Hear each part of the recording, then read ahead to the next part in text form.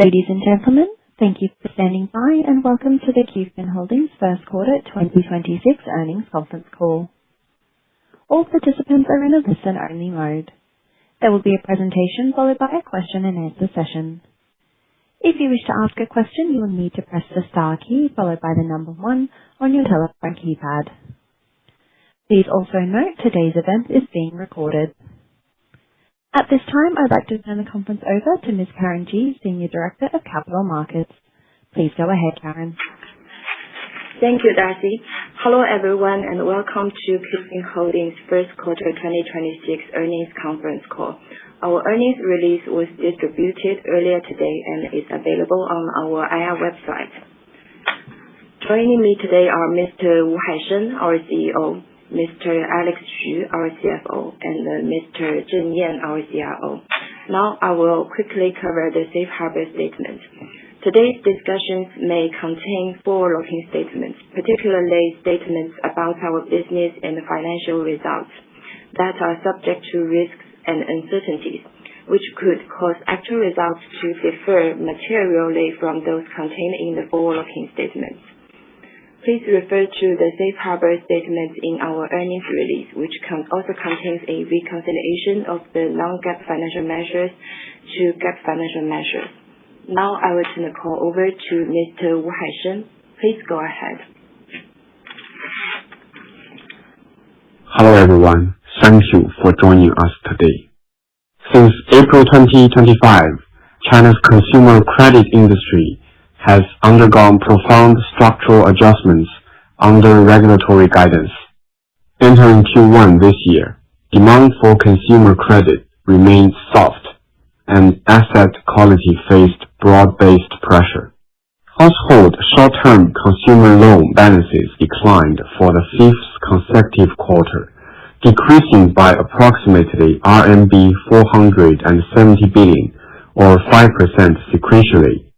In this challenging industry environment, we have upheld compliance, prudence, and high quality as the core principles of our operations. Rather than pursuing scale, we proactively optimized our user and asset mix to strengthen overall health and long-term resilience of our business. Building on the proactive measures we implemented in the second half of last year to enhance risk management and business operations, we delivered a resilient performance in Q1, with notable improvements in risk indicators and operation efficiency. As of the end of Q1, our AI-powered credit decision engine and asset distribution platform served 167 financial institutions, delivering intelligent digital credit services to over 64 million credit line users on a cumulative basis. In Q1, we maintained rigorous risk standards against the backdrop of a softening retail credit market. As a result, total loan facilitation and origination volume on our platform declined by approximately 7.5% sequentially to RMB 65 billion. Non-GAAP net income declined by 11.6% sequentially to approximately RMB 950 million, while non-GAAP EPADS on a fully diluted basis decreased by 6.4% to RMB 7.70. Excluding one-off items, take rate improved sequentially. In the second half of 2025, we continuously tightened risk policies, and this forward-looking strategy began to translate into tangible results in Q1. During the quarter, we further iterated and optimized our underlying risk capabilities across the entire credit lifecycle. As a result, our FPD7, a leading risk indicator for new loans, declined by approximately 20% in Q1 compared with Q4 last year. As legacy loans continue to run off, portfolio-level risk metrics also improved month-over-month. By March, C to M2 ratio, the risk indicator that measures the the outstanding delinquency rate, after 30 days of collection, returned to levels seen in July and August 2025. For the quarter as a whole, C-to-M2 ratio decreased by roughly 17% sequentially to 0.8%, largely achieving our risk optimization targets. Specifically, these improvements were driven by the following initiatives. In the pre-loan and in loan stages, we further strengthened our ability to identify high-quality customers while proactively screening out higher-risk segments.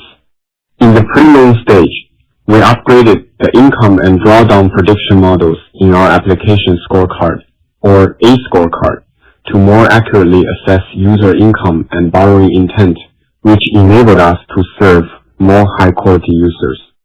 In the in-loan stage, we further refined our behavior scorecard, or B scorecard, enabling targeted strategies such as credit line adjustments, rate reductions, and flexible repayment options for high-quality borrowers. We also continuously updated our risk models to capture potential risk exposures. For example, when previously low-risk borrowers experience income fluctuations or take on multiple loans, our system could quickly detect these changes and proactively mitigate risk by reducing credit lines or raising approval thresholds. As a result of these efforts, average FPD 7 for loans issued between January and March declined by approximately 5% compared to that in December last year, which provides a solid safety cushion against potential market volatility. In the post-loan stage, we continue to optimize our collection strategies during the quarter. Since January, our day one delinquency rate has shown an overall downward trend, with the Q1 rate decreasing by roughly 7% sequentially, easing pressure on our collection front. Against this backdrop, we scaled back less cost-effective collection efforts and improved the efficiency of our resource allocation. At the same time, we upgraded the capabilities of our collection scorecard, or C scorecard, by incorporating new features that reflect recent market conditions and shifts in user behavior. This enables us to differentiate users more accurately by risk level and repayment willingness, and to match each segment with the most appropriate collection approach. Through these efforts, we were able to manage risk while optimizing costs, effectively enhancing our collection efficiency. Together, these measures contributed to a steady month-over-month improvement in our 30-day collection rate during the quarter, with a quarterly average of 85.8%, up 1.8 percentage points sequentially. On the customer acquisition front, we maintained a disciplined approach, continuously optimizing acquisition channels and improving efficiency. In Q1, our overall acquisition costs fell by approximately 17% sequentially, with unit acquisition costs remaining largely stable compared to Q4. In parallel, we strategically increased marketing spending on high-quality users to further refine our user mix and build a pipeline of high-quality assets. In Q1, spending on this segment increased by approximately 40% sequentially. High-quality users tend to carry much lower risk than regular segments, with higher utilization, steadier long-term demand, and more repeat borrowing. This shift in our user mix will strengthen our portfolio quality and build a more resilient and sustainable moat for our business. Meanwhile, we substantially cut back on underperforming channels within the embedded finance model, helping to improve the risk and return profile of new users. On the funding front, the industry continued to face liquidity pressure during the quarter. By further increasing the proportion of ABS in our funding mix, we were able to reduce funding costs by approximately 10 basis points sequentially. In Q1, ABS issuance totaled RMB 2.9 billion, up 16% from the prior quarter. For the remainder of the year, we will align the pace of our ABS issuance with on-balance sheet loan origination to maximize capital efficiency. Since April, as industry adjustments continue, liquidity in the funding market has also tightened. To navigate the periodic market volatility, we will continue to optimize our funding structure and diversify our partnership with financial institutions to ensure sufficient funding supply in a volatile market, while striving to keep our overall funding costs stable. Turning to our tech solutions business, we have continued to deepen collaboration with financial institutions and actively cultivate our enterprise-facing technology offerings as another long-term strategic pillar, supporting banks in serving customer segments priced between 3% and 12%. At this stage, we are focused on validating these capabilities at scale, which will lay a solid foundation for long-term commercialization opportunities ahead. In Q1, loan volumes empowered by our tech solutions business reached RMB 9.96 billion, representing sevenfold year-over-year growth. This demonstrates that our tech-driven capital-light model is steadily gaining industry recognition and being validated across multiple use cases. Our credit-focused AI agents have also entered initial commercial deployment. For example, one of our core AI agents, AI Loan Officer, is being deployed at a city commercial bank, covering its retail, SME, and corporate business lines. With our Focus Pro credit solution, we help banks serve small businesses and individual customers more efficiently by applying digital and intelligent tools across their full credit lifecycle, from customer acquisition and risk profiling to day-to-day operations. This not only expands the scope of our business, but also reflects our commitment to supporting the real economy and promoting financial inclusion. At the technology foundation level, we set a more ambitious long-term goal to fully transform the company into an AI-native organization. Central to this strategy is deep knowledge modeling. We are converting all historical documents, strategy libraries, and operational experience into structured context for large language models, creating a truly queryable knowledge base.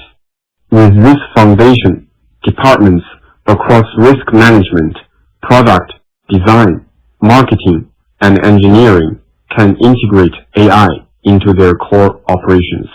This not only provides assistance in day-to-day work, but also fundamentally enhances the professional competence, decision-making quality, and the professional boundaries of personnel across all departments. Cost savings and efficiency enhancements, often highlighted by the market, will be a natural byproduct of this evolution toward an AI-native organization. For example, AI coding tools have achieved impressive adoption across our engineering teams. As of May, 98.4% of technical personnel were using AI tokens, with key roles consuming tens of millions of tokens per person per day. This indicates that AI adoption within our engineering has reached penetration levels comparable to those at top-tier internet companies in China. Token usage has also shown a clear correlation with productivity gains. Looking ahead, we will steadily extend this AI leverage to more business scenarios, accelerating our evolution into an AI-native organization. As we continue to strengthen our core domestic business, we are also accelerating overseas expansion while carefully managing risk along the way. In Q1, we successfully launched operations in a new emerging market and continued to fortify local teams and refine risk models in the market where we are already active. Leveraging our combined strengths in global capital, advanced technology, and local operational expertise, we aim to build a robust international presence, expanding efficiently and operating safely across multiple markets. Looking ahead, as the industry continues to adjust and restructure, we expect short-term uncertainties to persist. That said, the ongoing shakeout is creating a more structured and efficient market environment, offering a prime opportunity for industry leaders to strengthen and consolidate their positions.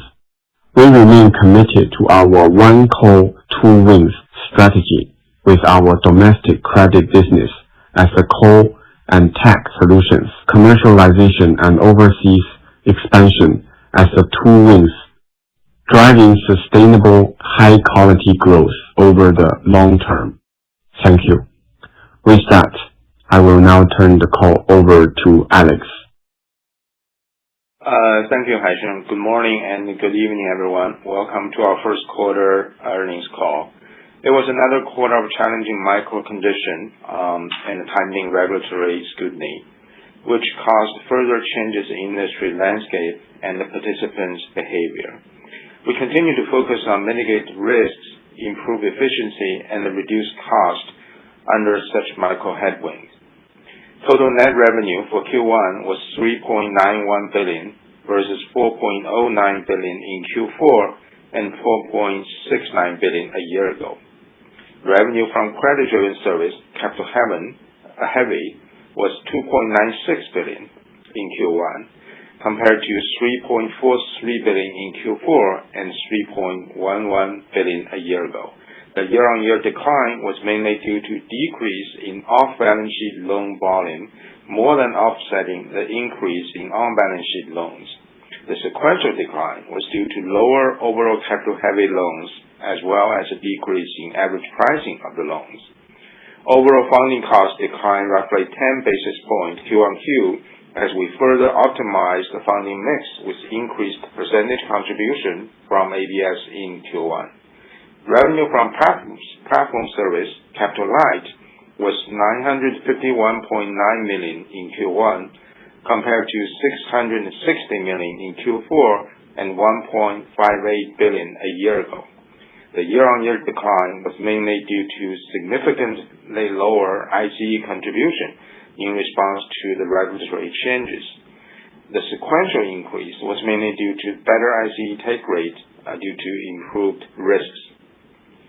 During the quarter, average IRR of the loans we originated and/or facilitated was 18.7% compared to 19.5% in prior quarter. As we continue to focus on attracting high-quality users in the coming quarter, looking forward, we may see modest fluctuation in average pricing under current regulatory framework. Sales and marketing expenses declined 17% Q-on-Q and 23% year-on-year. We added approximately 1.19 million new credit line users in Q1 versus 1.45 million in Q4. We took a more cautious view in customer acquisition and will continue to maintain controlled pace to acquire new users in the near term in response to the changing regulatory direction and still uncertain micro condition. 90-day delinquency rate was 3.5% in Q1 compared to 2.71% in Q4, which reflects the elevated risk level near the end of 2025. Again, 90-day delinquency rates is a lagging indicator, and internally is not a metric we care much about. Day one delinquency rate was 5.7% in Q1 versus 6.1% in Q4. 30-day collection rate was 85.8% in Q1 and versus 84.1% in Q4. C-M2, which represents the outstanding delinquency rate after 30 days collection, was 0.8% in Q1 versus 0.97% in Q4. The noticeable risk improvement in Q1 was mainly related to our risk tightening measures and loan mix shift toward new loans, and we saw continued modest improvement in the overall risk performance in recent months. Given current macro conditions and regulatory changes, we continue to take a prudent approach in booking provisions against potential credit losses. Total new provisions for risk-bearing loans in Q1 were approximately $1.68 billion versus $1.92 billion in Q4. The decline in new provision was mainly due to lower risk-bearing loan volume, partially offsetting by increased provision booking ratio, despite improved new loan risks Q-on-Q. Write-backs of previous provision were approximately $308 million in Q1 versus $274 million in Q4. Provision coverage ratio, which is defined as total outstanding provision divided by total outstanding delinquent risk-bearing loan balance between 90 and 180 days, was 391% in Q1, compared to 481% in Q4. The temporary decline in provision coverage ratio was mainly due to higher risk level in Q4, driving up the delinquent risk-bearing loan balance between 90 and 180 days in Q1. As total outstanding provision were largely unchanged Q-on-Q. Non-GAAP net profit was $946 million in Q1 compared to $1.07 billion in Q4 and $1.93 billion a year ago. The significant year-on-year decline in profitability was mainly due to lower loan volume and lower pricing, higher credit costs, and deleveraging in operations. Non-GAAP net income per fully diluted ADS was 7.7 RMB in Q1 compared to 8.23 in Q4. Effective tax rate for Q1 was 21.6% compared to our typical ETR of approximately 15%. The higher than normal ETR was mainly due to withholding tax on dividend distribution from onshore to offshore and more prudent tax provision under tightened tax regulatory scrutiny. Leverage ratio, which is defined as risk-bearing loan balance divided by shareholders' equity, was 2.4 times in Q1 versus 2.7 times in Q4 due to lower risk-bearing loan balance. We expect to see leverage ratio fluctuated around this level in the near future. We generated approximately $2.1 billion cash from operation in Q1 compared to $3.15 billion in Q4. Total cash and cash equivalent and short-term investment was $10.79 billion in Q1 compared to $10.72 billion in Q4. In Q1, we continued to buy back our outstanding CBs. As of May 26, 2026, the company had repurchased approximately $577 million in aggregate principal amount of the CB for $502 million in cash on the open market and in off-market privately negotiated transactions. Approximately $113 million in aggregate principal amount of the CB remained outstanding. The repurchase of the CB allowed us to reduce our long-term debt obligation and associated interest payment at favorable terms, potentially strengthen our financial positions and flexibility. We will continue to optimize our capital allocation strategy to reflect the changing macro dynamic, to support business initiatives, and to return to shareholders. As we maintain a progressive DPS dividend policy, we may start to opportunistically look into an entry point to resume share repurchase, even though the micro and the regulatory environment is still unsettled. Regarding our business outlook, while we are encouraged by the noticeable improvement in risk metrics, macro uncertainty and the regulatory pressure will likely persist in the near future. We will continue to take a cautious approach in business planning for 2026 and focus on risk control, efficiency improvement, and cost cutting. For the second quarter of 2026, the company expects to generate non-GAAP net income between RMB 900 million and RMB 980 million, representing a year-on-year decline between 47% and 51%. This outlook reflects the company's current and preliminary view, which is subject to material changes. With that, I would like to conclude our prepared remarks. Operator, we can now take some questions. Thank you. If you wish to ask a question, please press star 1 on your telephone and wait for your name to be announced. If you wish to cancel your request, please press star 2. If you're using a speakerphone, please pick up the handset to ask your question. For those who can speak Chinese, please start your question in Chinese, followed by English translation. To allow enough time to address everyone on the call, please keep it to 1 question and 1 follow-up, and return to the queue if you have further questions. Thank you. Your first question comes from Richard Zhu with Morgan Stanley. Please go ahead.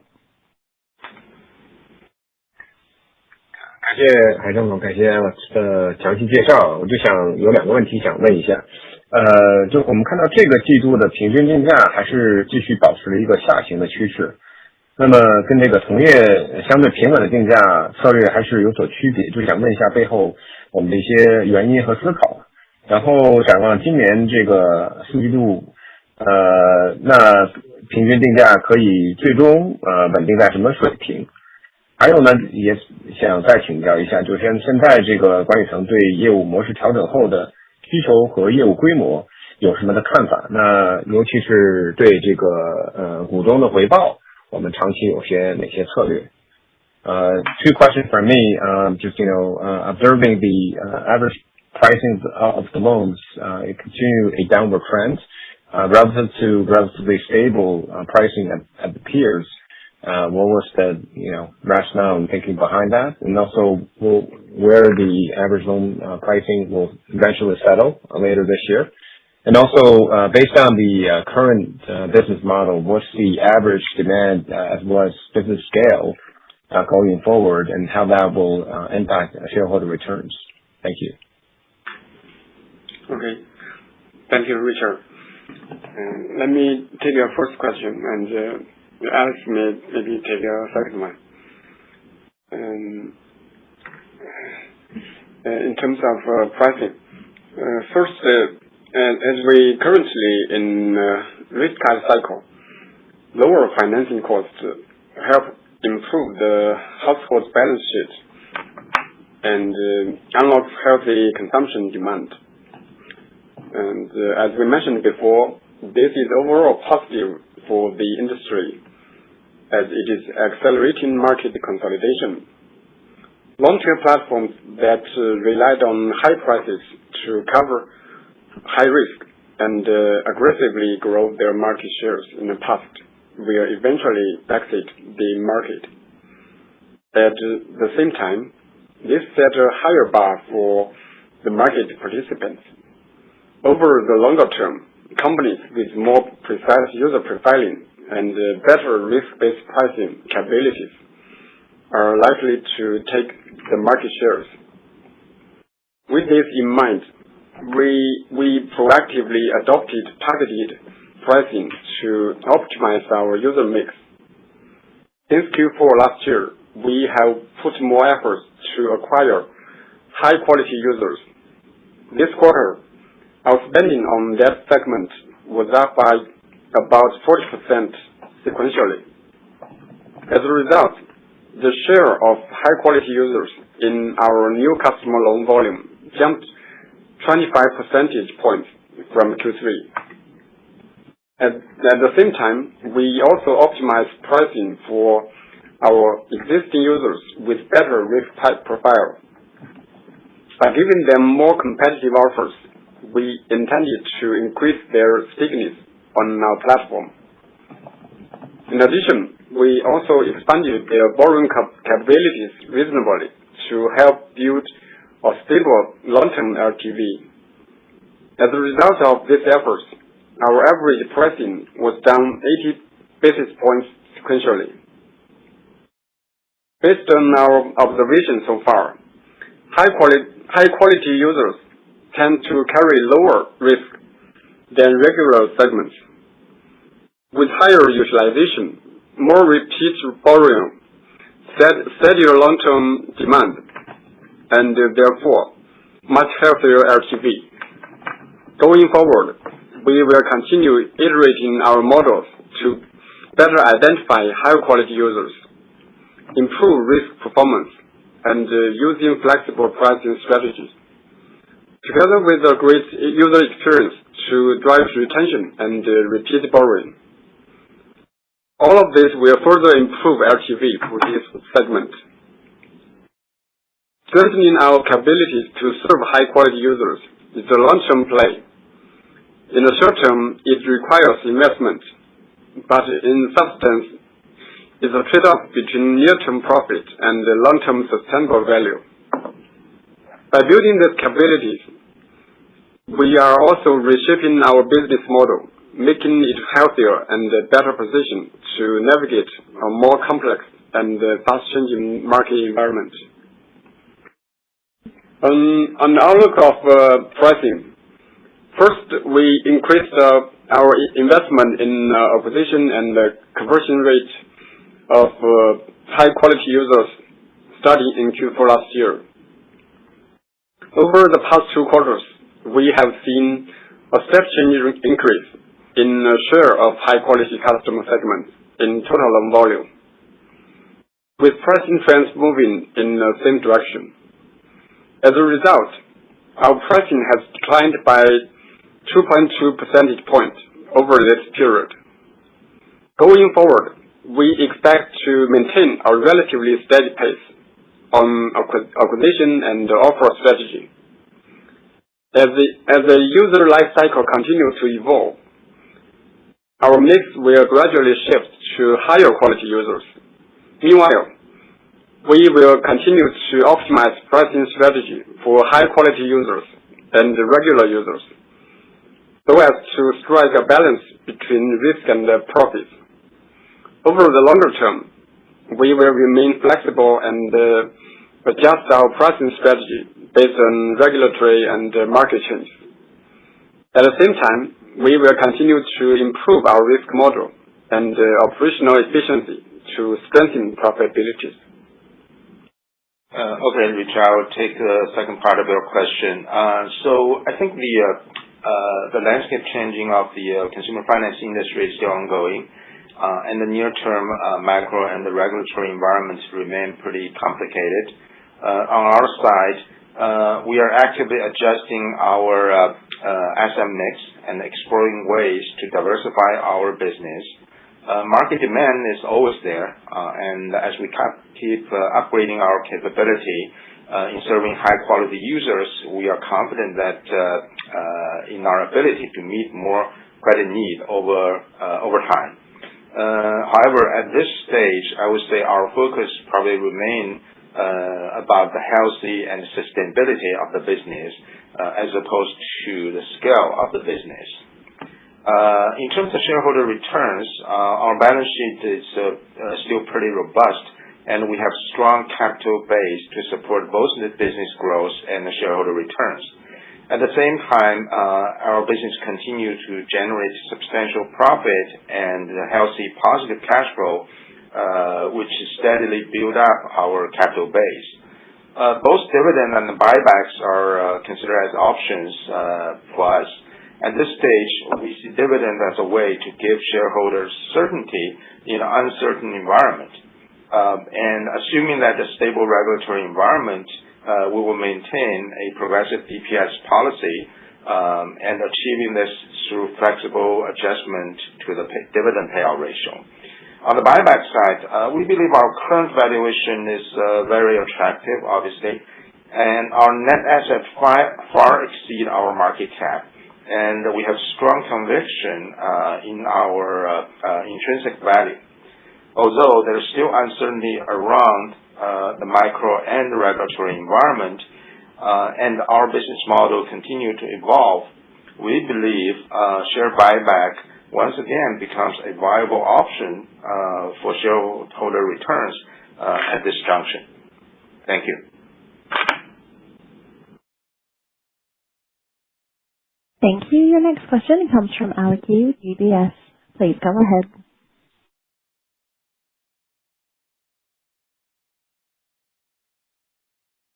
Pardon me, Alex, your line may be muted. 感谢给我提问机会。我的问题关于随着这个资产质量的这个企稳以及我们当前在获客策略上对优质客群的一个倾斜，我们什么时候可以看到公司在风险偏好上有所回升，以及是否可以预期咱们这个 loan volume 在后续几个季度可以回到一个环比的一个增长的态势。So my question is regarding the loan growth outlook. So given the stabilization of asset quality, and we have already shifted our customer mix toward the higher quality customers. So when could we expect the company to increase its risk appetite a little bit, and shall we expect loan volume to return to some sequential growth in the coming quarters? Thank you. Okay, thank you. First, the structural change we have made to risk management and our user mix have delivered clear results. In the second half of 2025, we have implemented a series of risk tightening measures, significantly reallocating resources toward the acquisition and engagement of high-quality users. These initiatives have led to a market improvement in both of our asset structure and asset quality. In Q1, our risk metrics improved month by month. C2M2 ratio in March has returned to levels seen in July and August of last year. In April and May, C2M2 ratio stayed stable and continues to improve marginally. While keeping risk stable and improving, we've also exploring structural growth opportunities. For example, for customers with a solid safety margin based on our risk models, we dynamically adjusted our approval and credit line rules. Within a safe range, we improved our conversion rate and effectively served more credit demands. We've also optimized in our asset distribution strategy and working with funding partners to explore innovative, compliant business model to improve the acceptance rate at partners end. In addition, we've also expanded our product offerings to serve long-tail customers throughout their life cycle, improving our ability to serve them while maintaining a healthy risk buffer.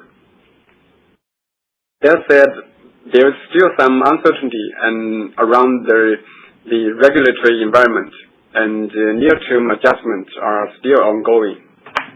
Therefore, we will continue to maintain a prudent approach in our overall business strategy.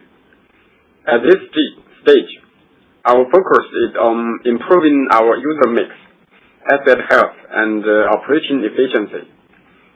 We won't chase volume growth blindly, and we won't rush to loosen risk standards just because of short-term improvement in asset quality. By continuously improving our asset mix and overall platform resilience, we will be better positioned to navigate potential market volatilities in the future. Thank you.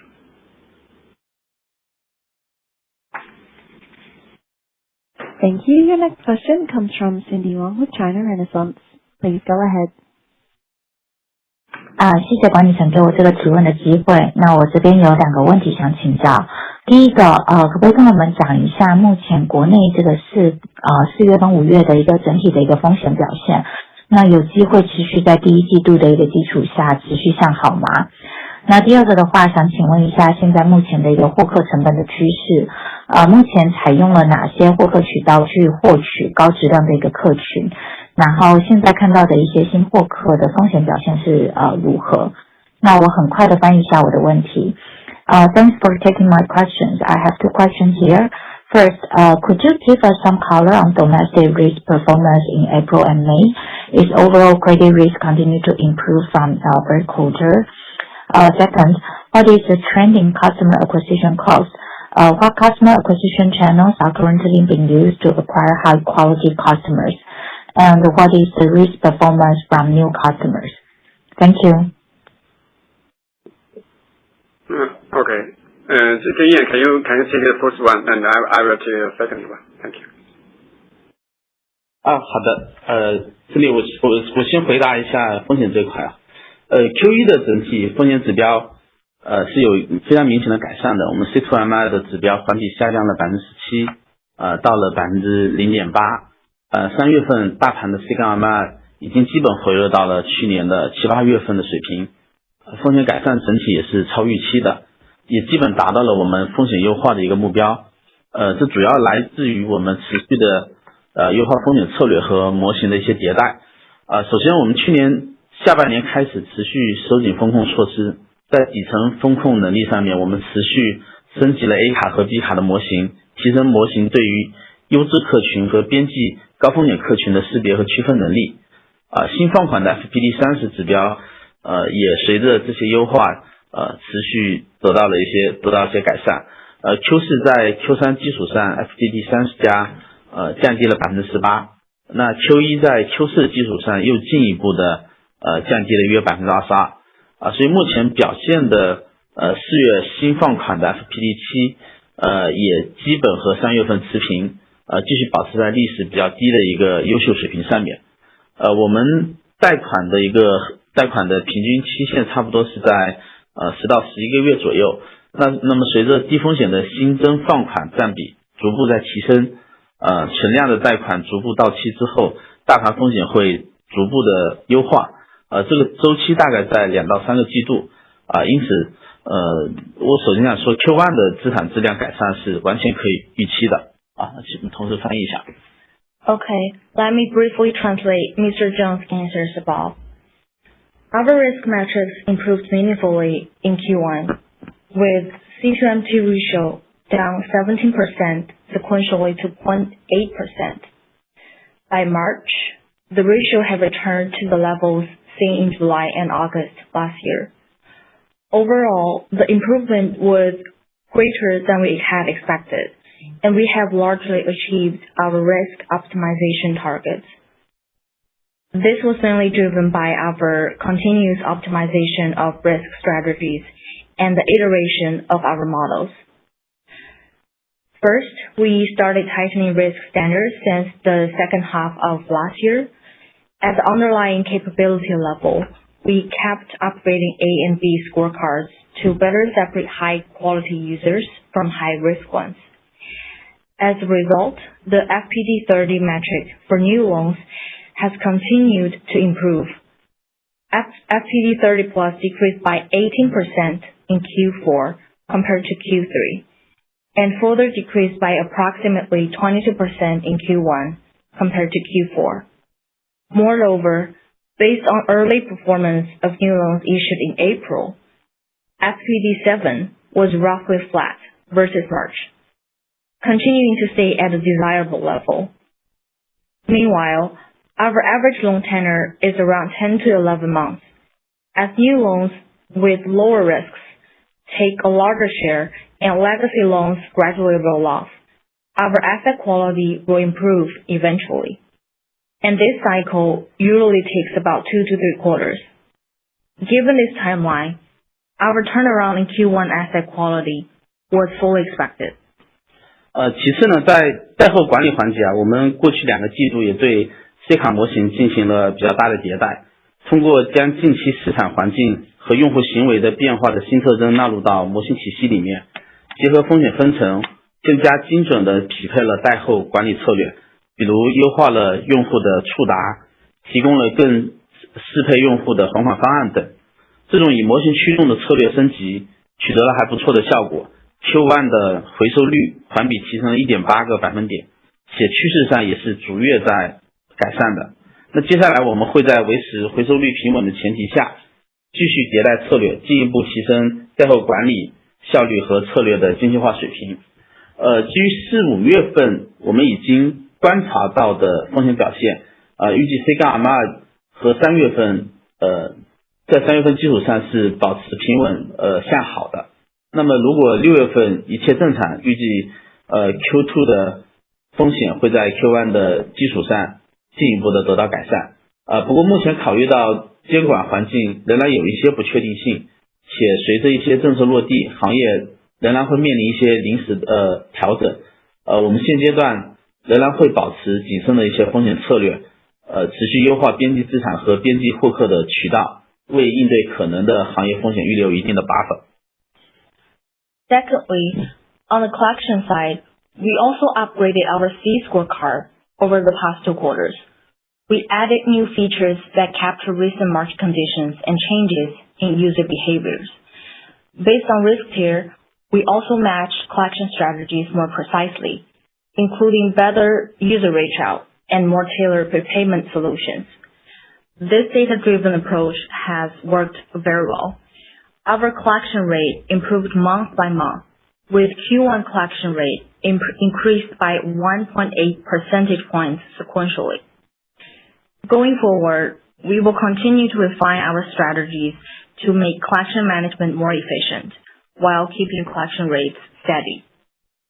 Based on the risk performance we currently observed in April and May, we expect the C2M2 ratio to remain generally stable with a positive trend compared to March. If everything proceeds normally in June, we will anticipate further risk improvement for Q2 compared to Q1.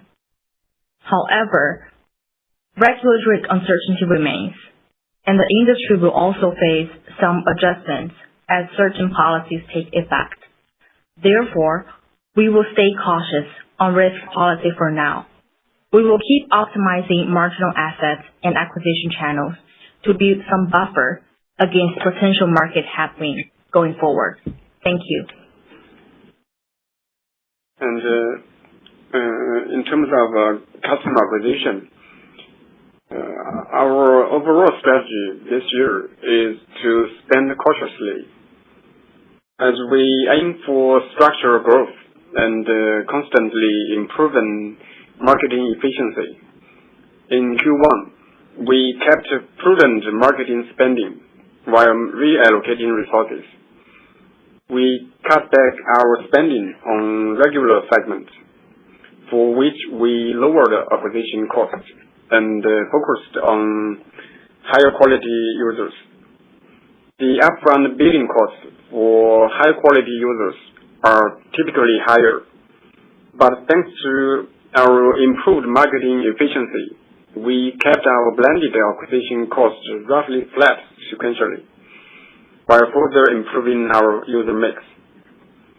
In Q1, our spending on higher quality users was up about 40%, while spending on regular segments came down significantly. We leveraged similar channels such as feed ads to acquire high quality users, while using upgraded acquisition models to help us precisely identify users with strong credit profiles and stable repayment ability. Meanwhile, we have higher tolerance for bidding prices for acquiring these customers. As a result, the share of high-quality users among new credit line users was up 6 percentage points sequentially. High-quality users not only have better early risk performance, they also show more stable operating metrics later on, like more stable repeat borrowing rates and higher balance retention. That said, we are still in the early stage of building our know-how to serve this segment. Going forward, we will keep iterating our risk models based on our user behavior and use more refined operations to steadily improve their lifetime value. Looking ahead, we will stick to this acquisition strategy by focusing on high-quality users and keep optimizing marginal channels and assets. I want to emphasize that customer acquisition cost is just a number, which is heavily impacted by channel, channels and acquisition mix. Therefore, we don't simply chase a low absolute CAC. Instead, for every dollar we spend, we track payback period and user LTV, and measure efficiency based on ROI. For API channels, the acquisition cost is more tied to loan volume, so we measure ROA on each loan to ensure every single loan is profitable. At the end of the day, we want to make sure every dollar we spend delivers solid returns. Thank you.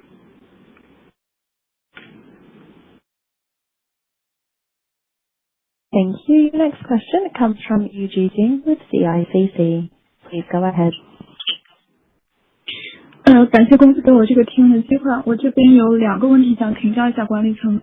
第一个是管理成本方面，请问经营成本和资金成本是否还有进一步下降的空间？